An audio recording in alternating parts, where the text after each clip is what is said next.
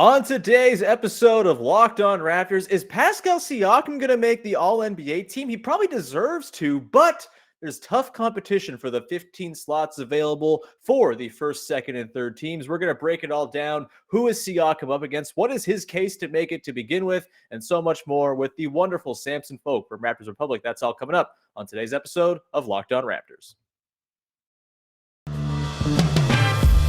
You are Locked On Raptors, your daily Toronto Raptors podcast, part of the Locked On Podcast Network, your team every day.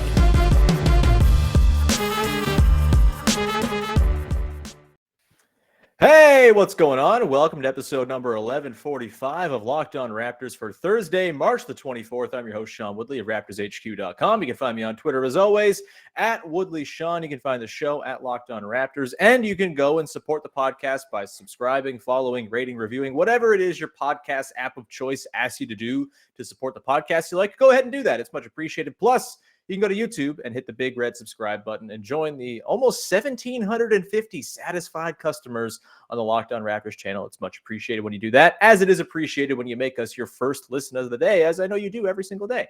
All right, on today's show, All-NBA time is here. There's 10 games left on the schedule. Big one tonight against the Cavaliers, but we're not going to talk about that. We're going to talk instead about Pascal Siakam and his All-NBA candidacy. A couple days ago on the podcast, I expressed some concern about the numbers game at play when it comes to All-NBA. Are there going to be enough spots to get Siakam on? There's lots of good players, as it turns out, in the NBA, but he definitely stands a good chance. And his case was laid out wonderfully by today's guest, who is, of course, Samson Folk from Raptors Republic, the one of the very best people when it comes to breaking down what's happening on the floor for your Toronto Raptors. Samson, how the hell are you, man?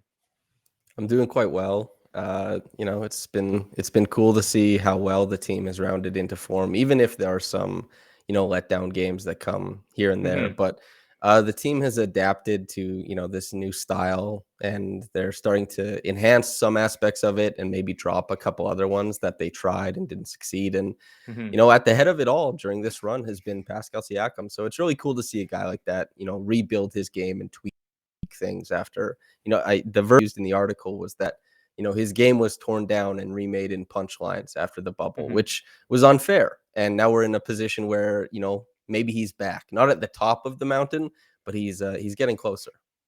Certainly. He's been incredible this season. I think he's been clearly a better basketball player than he was when he made All-NBA back in 2019-20. I don't even know if that's a debate at this point. And again, I'll make this point every time I mention the 2019-20 All-NBA teams. Kyle Lowry should have been on there. Second team, like, what are we talking about? Ben Simmons? Are you kidding me? Get lost. Anyway, soapbox turned off for today.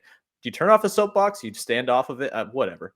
Samson, let's dig into Pascal's case before we kind of dive into the dudes he's going to be up against in the competition and the weird positionality that could kind of sway this whole thing.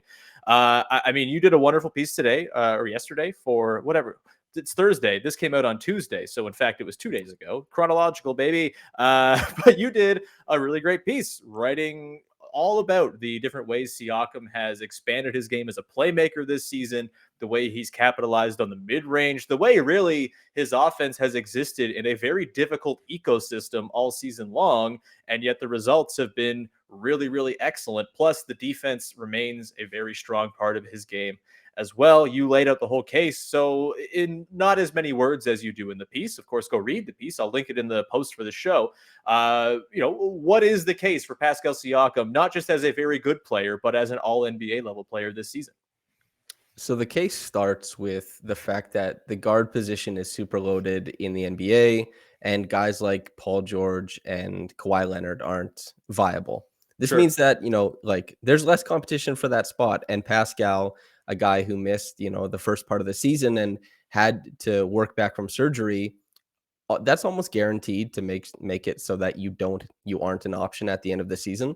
But the mix of less people available, the fact that Pascal has just been an Iron Man since returning, playing basically every game. He had that 2-game rest wherever, and there's a little bit afterwards, but just basically playing every game, playing like 40 minutes night in and night out. And then, as you said, like improving on certain aspects of his game from big to small. He's proven that he helps guide this Raptors team, especially in half-court offense. As everybody's gotten better at exhibiting and kind of showing what works defensively, his archetype, the example he sets, becomes more and more prominent, and he looks better and better when he's not in a position where he has to continue to problem solve for people making mistakes. Now he's more weaponized than he ever has been.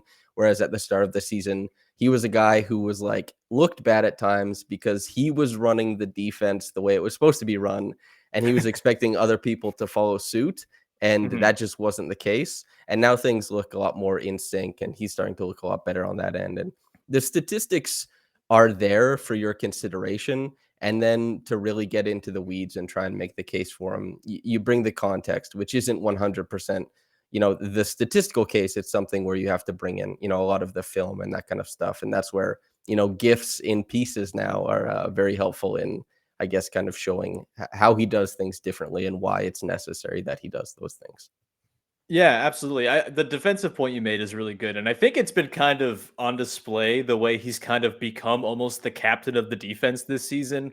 Like he gets mad so often at guys who screw up. And like oftentimes he's fixing the mistakes that those guys kind of make and cleaning up the messes that are in their wake. But when there's like a real gaffe, you almost know it's never going to be Siakam. Or if it was, he does a really good job of pinning it on somebody else. But he's that's just been a fun little subplot to watch this season. He's kind of taken more ownership over the defense, which is one thing. And then on offense, I mean, like it's just the problem solving has been incredible, and it doesn't really feel like there's a thing you can really do about him as a defense. Obviously, like, you're going to have off nights. We've seen some nights here and there where the touch isn't quite there. He'll have a bit of a wonky shooting night. That feels way more about Siakam than it does what defenses are doing to him, though. What have you made of the way that do you think he is kind of matchup proof outside of his own touch at this point? Like with the way he's kind of absorbing what the defense is throwing at him and then just kind of reacting with the exact right read that is called for, whether it's a pass to the corner, whether it's him looking for his own shot in the mid-range, whatever it might be. How have you sort of taken in that problem solving process he's kind of gone through this season? Yeah, that's really interesting because a guy like DeMar DeRozan could get brought up in the same type of ways. Is DeMar DeRozan matchup proof because he can get to his spots typically? And whether the shots are going in or not, who's to say? Although DeMar's shot package, I think, is more difficult, or shot diet, I should say, is more difficult than Pascal's. But Pascal has a more difficult shot diet than quite a few players, but it's also a shot diet that I think most people can't take away from him. So Right. he is the author of how he performs in a lot of games, and especially with how he's developed as a playmaker, he is the author of how the Raptors half-court offense gets their shots, let's say. And so he can't control when the Raptors shoot 18% from downtown. Like he really can't. He creates shots. He sinks the defense in, and if they want to sink in on him, then shots are going to be open. Guys have to hit those.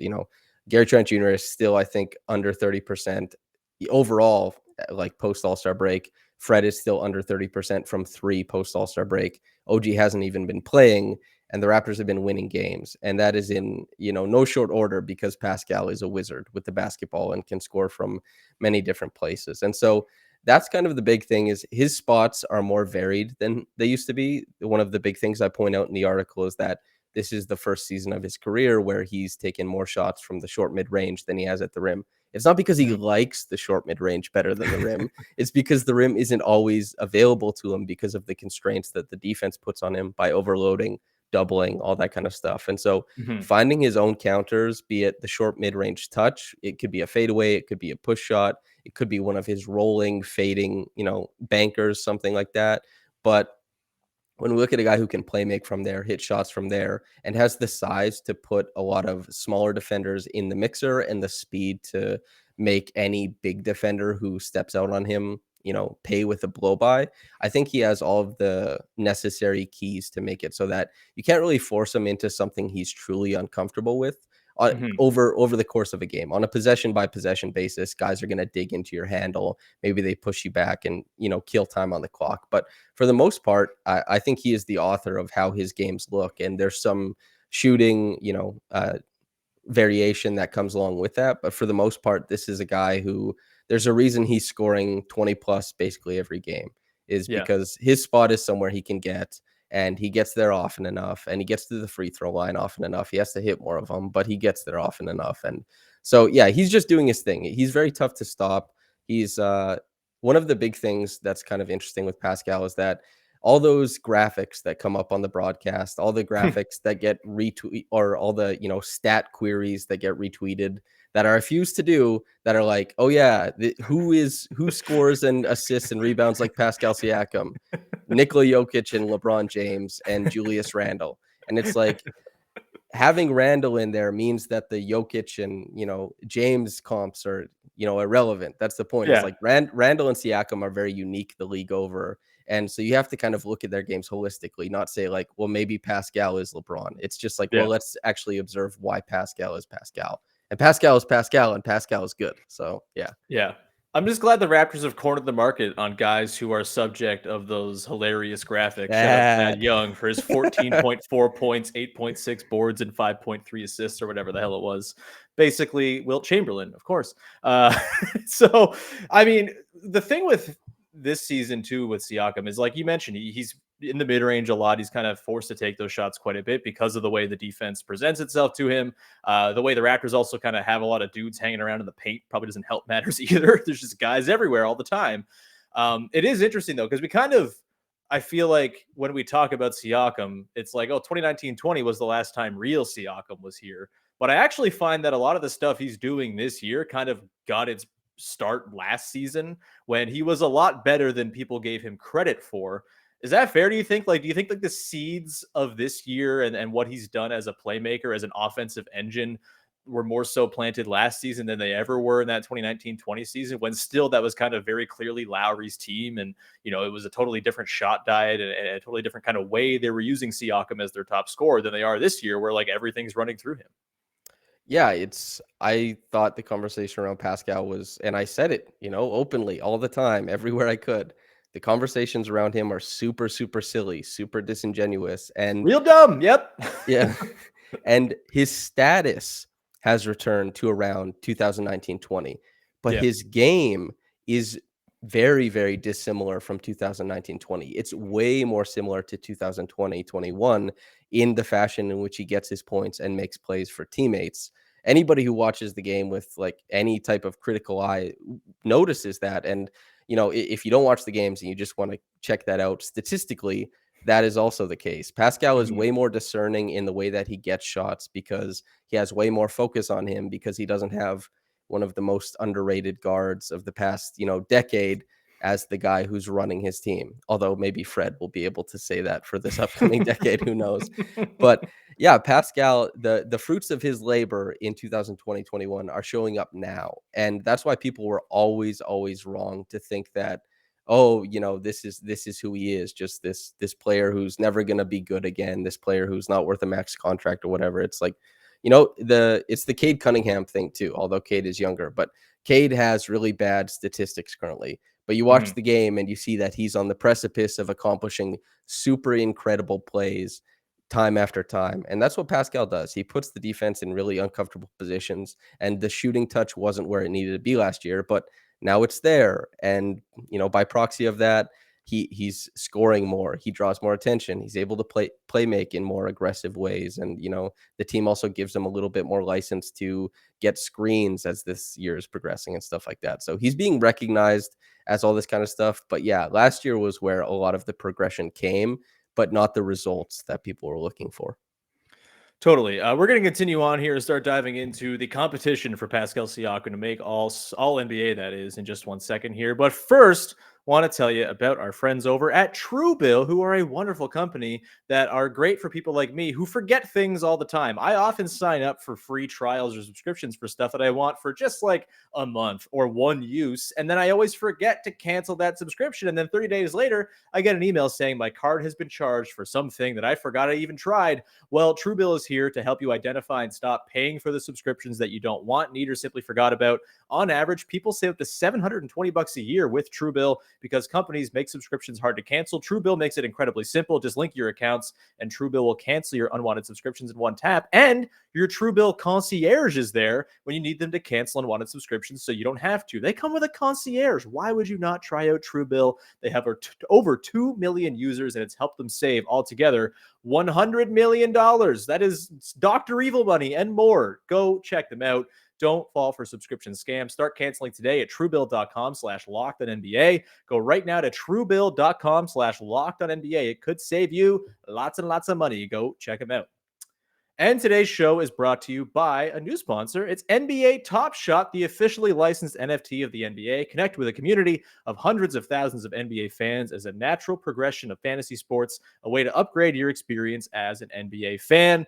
I hear people ask all the time when it comes to Top Shot, why would I buy a highlight when I can watch it on YouTube for free? It's not just about watching the highlight. It's about having ownership stake in what is akin to a stock market for the NBA's greatest highlights. If you were to tell someone in 1916 that your piece of cardboard with Babe Ruth's face on it would be worth millions one day, everyone would have thought you were crazy. That's the same idea with NBA Top Shot. If you sign up for Top Shot today, the best way to start is by getting yourself a starter pack. You can pull an NFT of a superstar like LeBron James or KD, or star rookies like Cade Cunningham or your boy Scotty Barnes for just $9. And if you didn't pull your favorite player from the starter pack, you can snag moments from the marketplace that appeal to you. Top Shot's moments can get you access to events and be used in fantasy games and mini games in fantasy games on a regular basis. Go check him out at NBA Top Shot today. All right, we continue on your first listen of the day here on Locked On Raptors with Samson Folk from Raptors Republic. Lots of dudes, really good this year. As it turns out, Samson, making All-NBA is hard. It's only 15 spots. It's got positionality complicating things and gumming up the works. I suppose we should start with the thing that this isn't going to be the determining factor, but I kind of think it might be. There was talk earlier this week on the Low Post about the sort of problem with the positions thing when it comes to the two best players in the NBA this season, Joel Embiid and Nikola Jokic, and whether or not they'll be able to be voted in as forwards or centers or whatever it's going to be. Basically, I think it kind of boils down to this for Siakam. The fewer guys who are classified as forwards, the better. So I think if you see that Embiid Jokic first team, which honestly, as someone who doesn't care about the positions thing, probably is the right thing to do, and have those two and Giannis as your front court of your All-NBA team. Like, if that happens, I think things get pretty tricky for Siakam pretty quickly here.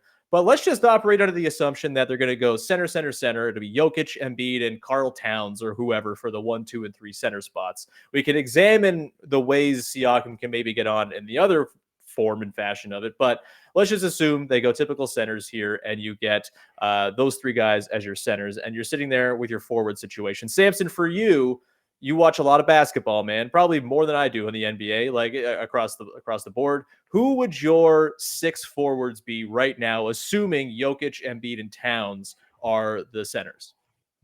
Okay, I guess that would be, you used the term concierge in the Truebill thing.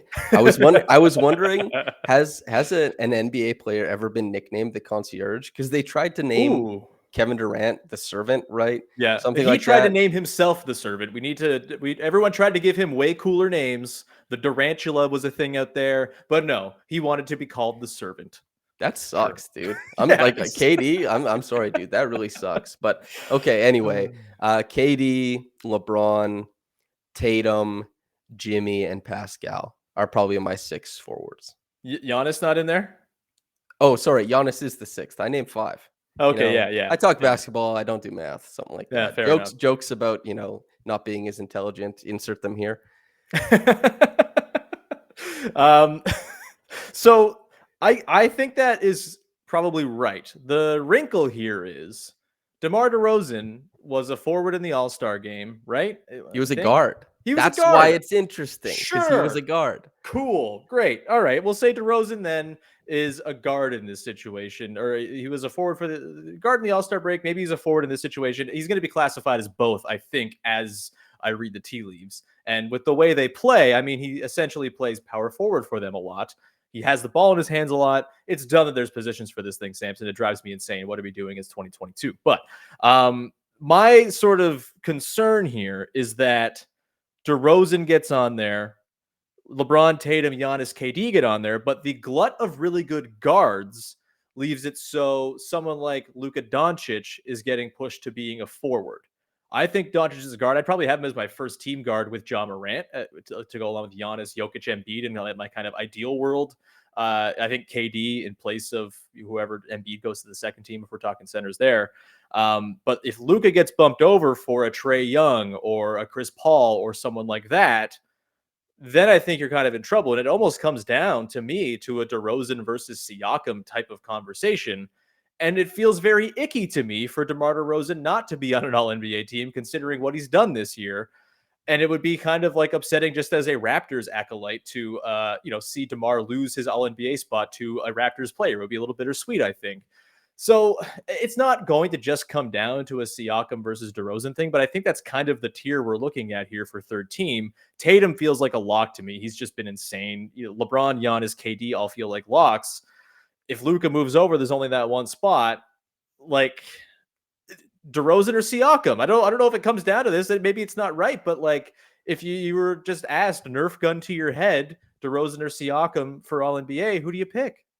That's easy. And like I go for Siakam hard. I really respect his game.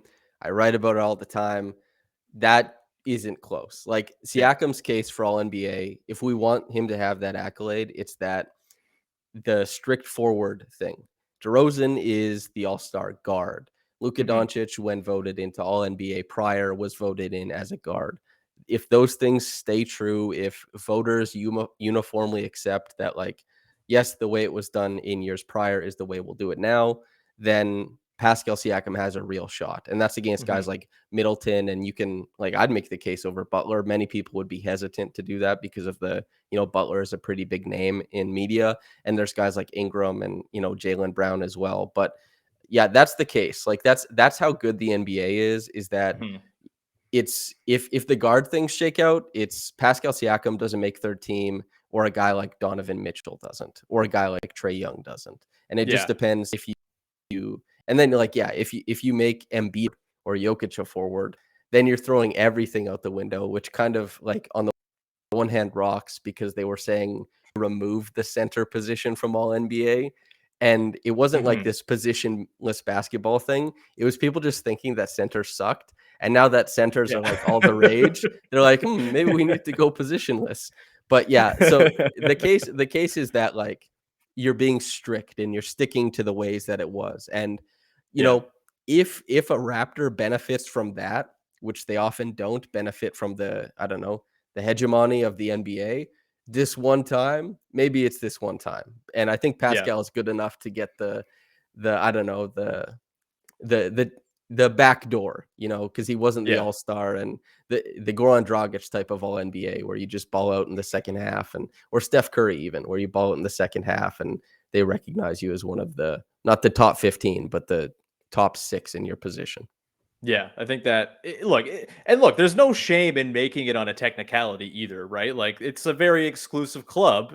Get in there as much as you can. You're rubbing your fingers together. Yes, do that. That's a big part of it too. So let me just run through what my sort of like my iteration of it if they do the Jokic Embiid first team thing, because I think that could really happen. The way that people are talking about it, like it seems like it's very much on the table, and it just doesn't make sense in my brain that one of those two guys, Embiid or Jokic, is going to be a second team All NBA guy. It just seems stupid. So if we go that way, it's Ja, Luka, Giannis, Jokic, Embiid first team for me. Then I have Steph, Booker, Durant, LeBron, Towns as my second team. Then I have Mitchell, Chris Paul, Tatum, DeRozan, Gobert as my third team. Like the Gobert thing's pretty underwhelming. We can, in the final segment, if you want, examine Pascal as a center. But yeah, just get real technicality on it. Yeah, on its head. But yeah, I mean, I guess in that situation, like maybe Mitchell or CP3, because of the games played, are the guys you bump out to slide DeRozan over. It just becomes really difficult if Jokic or Embiid is determined a forward to find that slot. If you had to take off one of those guards, who do you think it would be? And do you think there's a case for Siakam in a vacuum over either Chris Paul or Donovan Mitchell this season? There's a case over Chris Paul. There's a case over Chris Paul. The case over Donovan Mitchell is pretty tough, probably. But, if somebody was arguing that, I wouldn't hate it. Donovan Mhm. Mitchell isn't a good defender. Pascal Siakam is. And that's pretty meaningful. Also, All these Pascal guys Si- also going to play fewer games than Siakam or the same amount, by the way. Yep, that was like one of the craziest things is, Pascal Siakam is like, oh, he missed the first part of the season. He's basically not allowed to be in these conversations. But then Nick Nurse was like, hey, you're going to play 40 minutes. You're going to bust your ass all night, okay? And you're not going to miss a single game. It's like, I think I'm doing the impression of the bad guy from Space Jam when he's telling Michael Jordan, he's going to let Mhm. kids score on him all the time. But Yeah. yeah, that's kind of how he got back into it. But and then, like, also, you didn't mention Trae Young on there, and I understand like the bad blood between Raptors fans because of the Trae Young, Fred VanVleet thing. But Yeah. Trae is also pretty tough. Like, if you He's wanted to make, crazy. yeah, Yeah. there's a lot of good guards. I'd make the argument for over CP3, but over like Donovan Mitchell and Trae Young, it starts to get really hairy, especially if you want to appeal to a wider audience because those guys, stats, man, Yeah. stats move people. I know. I mean, I personally kind of exclude Trey Young because the Hawks have been a depressing ass watch all season. And I know it's not all his fault, but like they're really bad at defense and there are some reasons for it. And he is one of the very large reasons for it. So like I think that matters. And I kind of maybe it's silly to take record into account for this stuff. I don't hate like using narrative kind of when it comes to this. I know there's some purists who are just like go to the stats, go to the numbers, go to the advanced metrics.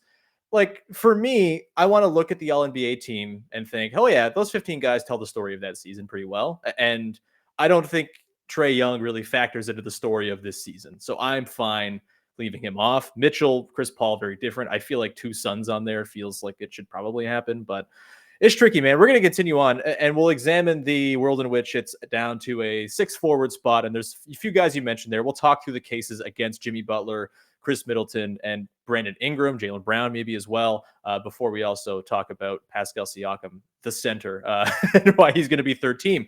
We'll do that more from Moron Mountain in just a second here. But first, want to tell you about our friends over at Bet Online, who, once again, are here for you during college basketball's biggest time of the year. The tournaments are upon us, both men's and women's. And from all the latest odds, contests, and player props, betonline.net is the number one source for all your sports betting needs and info. BetOnline remains the best spot to go to get all the information you might need before you place your bets. And it's not just basketball. BetOnline is your continued source for all your sports wagering information needs, including live betting, your favorite Vegas casino games, baseball, for example, that's coming up. You want to put some futures money down on the big dinger hitting boys there in Toronto, you should have 100% do that. Are they going to hit 500 home runs? Can you take the over? Do it. Please go now. Head to the website and use your mobile device and learn more about the trends in the action at Bet Online. It is, of course, where the game starts. And we continue on here. I saw I cracked you up with my Moron Mountain quip on the little off-camera Yeah. thing before the break. Very successful. I powered through my ad read, feeling quite happy there. So we mentioned the iteration in which the forwards are all treated as forwards. There's no center sliding over. There's no guard sliding over. Basically, the sort of rough rubric that we're seeing here of this is my team that I laid out before. Ja, Luka, Giannis, KD, Jokic, first team. Steph, Booker, LeBron, Tatum, Embiid, second team. Mitchell, Chris Paul, DeRozan, sixth forward to be determined, and Karl Anthony Towns, third team. I think that's pretty fair. You quibble with Trey Young or whatever you want, but that feels like it's pretty right. You get to that sixth spot. We've mentioned Pascal Siakam. I know Kevin Arnovitz brought up Domantas Sabonis on his podcast with Zach Lowe this week. What are we talking about? No. If we're telling the story of this season, the Pacers and Kings are the furthest away from the story of this season. So no, thank you. Jimmy Butler, however, on the top team in the Eastern Conference, has been very good this season. He's averaging 21.3, 6 boards, 5.6 assists. He's shooting 18.5% from three, and he has been terrible in crunch time this season. Like truly, truly brutal, being buoyed by the buns of Kyle Lowry. The case versus Jimmy Butler, I think this is probably the closest one with Siakam. I think he's better than Middleton, especially like Middleton's the third best player on his own team this season. We don't need to pretend Khris Middleton is having the same kind of year he's always had in previous seasons. He's a little bit worse this year, and that's fine. Brandon Ingram we can talk about, but Jimmy Butler feels like it's going to be the point of contention. You mentioned he's far more famous. He does much more barista-ing on his spare time. I don't know how that plays. But when it comes to just like the pure case for Jimmy Butler versus Pascal Siakam, trying to take the obvious, Raptors leanings we have here out of it, who do you think actually deserves that spot more? So games played matters a lot, I think, to all NBA. And this is where Pascal, there's a difference there. And minutes played is a big difference too. And this is why I went so painstakingly in, like, maybe it even made the article drag at the beginning, but I really wanted to make the point of how difficult a job Pascal has. And that's because Nick Nurse, despite being labeled, the mad scientist offensively, there's very little in the way of, framework creation, I would call it, where maybe Nick Nurse has drawn up some beautiful set that creates a bunch of inherent advantages to get Pascal Siakam to a spot that's really helpful. There's very little of that. I point out in the article too, is there's two guys who isolate more than Pascal, and it's Shai Gilgeous-Alexander, one of the best drivers in NBA history already, truthfully, and James Harden, maybe the best isolation scorer of all time. These are the people that Pascal is isolating as often as, and he's just being told, oh yeah, there's no spacing. It's just you versus your primary. The defense is also playing pack line defense, so they're pinching in against drives specifically. Nobody's out beyond the 3-point line. In fact, 3 or 4 players might have a foot in the paint. Go figure it out. That's impossible, dude. Pascal swam in space next to Kawhi Leonard, next to Kyle Lowry. He was shooting like 74% at the rim. He was still creating a lot of his own looks. It was just spacing was there. And now he's in a closet all the time. And Jimmy Butler is not in a closet. And if he is in a closet, it's because he can't shoot the 3 ball. And it's not even like Pascal not being able to shoot the 3 ball. Like, Pascal knows that he is the engine of the offense, so he has to work and get downhill and not bail out defenses by trying to shoot over top of it. Being a better 3-point shooter is obviously important, but Pascal is going through proper offensive process. But Eric Spoelstra, Tyler Hero, Duncan Robinson, Bam Adebayo, Kyle Lowry, even Gabe Vincent, who rocks. These are all players, and with Spoelstra, people who create advantages through framework, through cutting, through so much motion and good play, that Jimmy's ask on offense is not nearly as much as Pascal's, and his ask on defense isn't nearly as much either. And their statistics are comparable to the point where I would lean who has the more difficult job. And with missing games and stuff like that, Jimmy, he doesn't get to claim as big a role in the Heat's record as maybe he otherwise would have. So that's the case between them, I would think. And I like both these players a lot. In fact, I think Lewis and I do Minute Basketball, and I think Jimmy Butler is the player we've written about most actually over the couple of years we've been doing. I like Jimmy a lot, but I think Pascal has a better case this year. I think I'm with you. I admittedly have watched probably less of the Heat than you have. I've probably caught 15, 20 games, something like that. It's not been every single night. Probably 20 is too high. 15. This is I only have so much time to devote to Florida. But yeah, it feels like Siakam is way more integral to the fabric of that team. And I think honestly, the fact that the Heat have won as many games as they have with so few guys being in the lineup for regular runs of time, it almost speaks to the system being why the Heat are so good, as opposed to one individual guy who has played 49 games. I'll let you guess how many fewer minutes Jimmy Butler has played than Pascal Siakam. Maybe you've already done this research in your Pascal piece, but just throw out a guess as to how many more minutes Siakam has played than Jimmy. If I told you 300, 400, would that be accurate? That would be way low. What is it? We're looking at nearly 600 minutes, 574 more minutes of time played by Pascal Siakam than Jimmy Butler. That should matter, I think. That's a pretty significant chunk. That's a third of the total minutes that Jimmy Butler has played this season. So, and 3 games for Pascal, obviously. Yes. Yeah. I think Siakam's been a better player than Butler. And again, it's just more important. You take Siakam out of the Raptors, they are a hugely embarrassing lottery team. You take Jimmy Butler off the Heat, and like they probably win mid-40s or something like that, right? Like, or better than that because of the system they have in place, because they have talent all over the place. I just don't even think it's really that close when it comes to like impact to his own team's winning. A guy who I think has impacted his team's meager amount of winning this season is Brandon Ingram, who is kind of like the slept on, very good player from the Western Conference because he plays for the Pelicans and he was like the return in the Anthony Davis trade. He gets kind of forgotten, but where do you think Ingram slides into this? Do you think he has a better case than Butler? Do you think he has a better case than Siakam? I think Ingram probably has a better case than Butler, but nobody's willing to go to bat for him.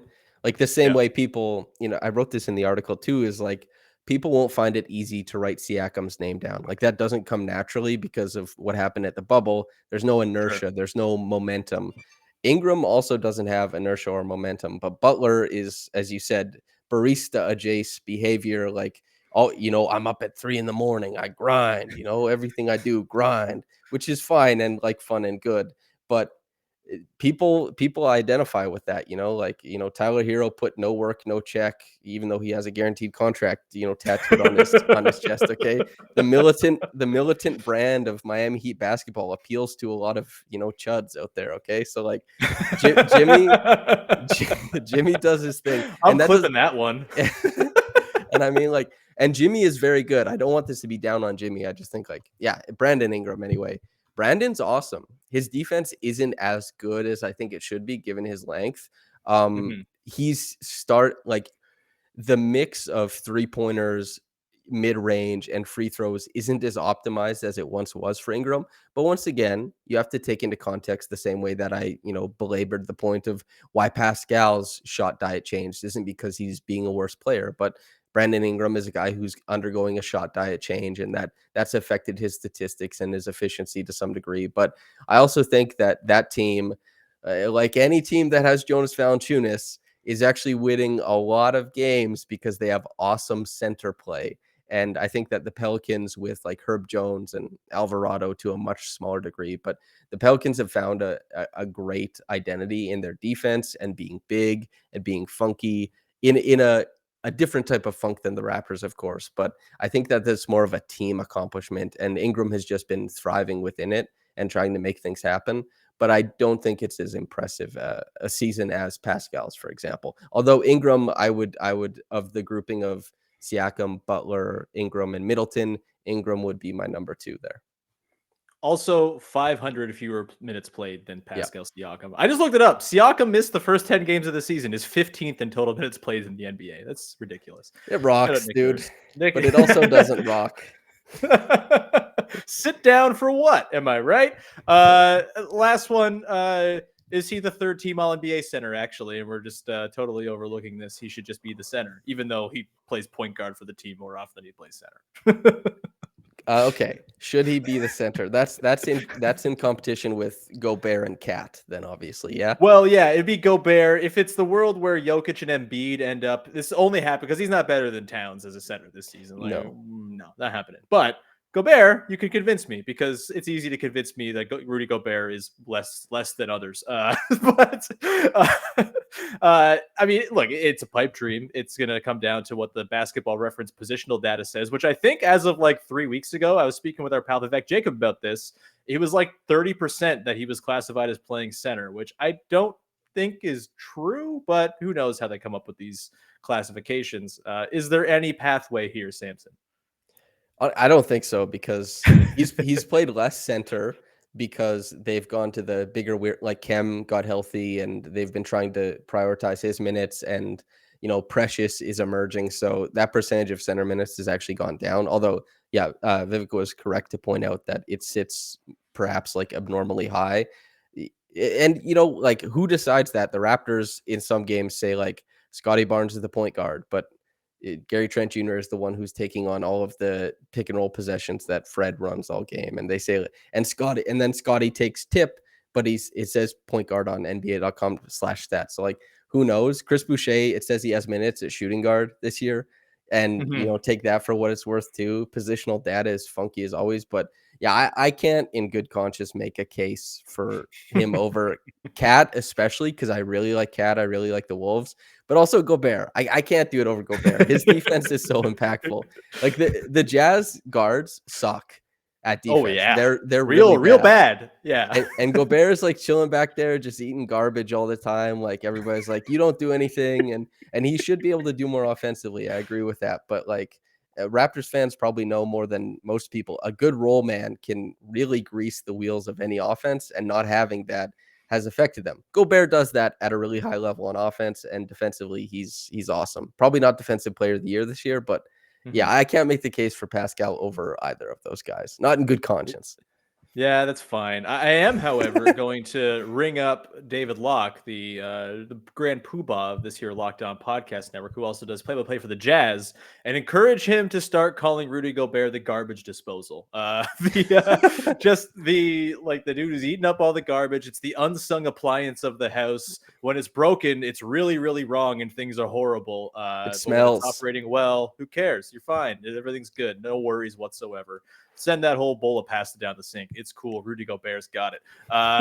Anyway, I will get that going with old David. But yeah, let's wrap this up, man. This was lovely. Thank you so much for joining the show. I think Pascal Siakam should make All-NBA. Will he? We'll see. The powers that be, who are the voters, we'll see if the Raptors contingent of it all. Like it's hard to ignore, but hey, we'll see. Kyle Lowry made it. Pascal Siakam made it two years in a row, like 2 years ago. Like he's been there too. So it's not like you can't get on, but there's a very loaded crowd this year because it's been a very good season with lots of good players, and that's fine. Speaking of good, Samson, you do good work, very good work over at Raptors Republic and Yahoo Sports. Where can people check you out? And what do you have any most recent pieces other than the one on Siakam's All-NBA case that people should check out? If you care about how the Raptors attack zones and their struggles this season really stood out to you, I have a video. They made a playlist for me on the Yahoo Sports YouTube channel. So now the spotlight breakdowns I do are there. So you can just go there and kind of dig around on what happens there. I guess this upcoming week, I'll probably have a breakdown, including, what type of defense they're playing schematically against Embiid in the past to come out prior to their game against Philly next week. So you can keep your head out for that. And yeah, I just write stuff all the time. I do a lot of work. So if you, I guess, follow me on Twitter or just Google Samson Folk, maybe I show up and maybe you find some stuff. I don't know. You do whatever you want to do, but just like, if you're here at this point, you listen to us for however long, that's as big a compliment as I could ever receive. So yeah, thanks for tuning in. It's been cool. Yeah, if you like what I say, do your due diligence. I don't know. No, that it was the most circuitous plug of all time, but it's fine. It's a good plug. Everyone go. I can't wait to see that Embiid breakdown because it's just going to be calamity. I can't wait. Anyway, you can find me at Woodley Sean on Twitter. You can find the show at Locked On Raptors. You can subscribe for free in all your favorite podcast apps. You can go to YouTube and hit the big red subscribe button. You can't miss it. It's right there screaming at you. Just press it and support the show. It's very much appreciated. Even if you're only going to watch or listen on audio, just subscribe to the video because it's nice. You don't even have to have a YouTube account to do it. You can just do it indiscriminately, which is the best. With that, we will round out the show. We'll be back again tomorrow to break down Raptors, Cavs. That's a doozy. And round out your week. Until then, though, have a good one, everybody. Bye-bye.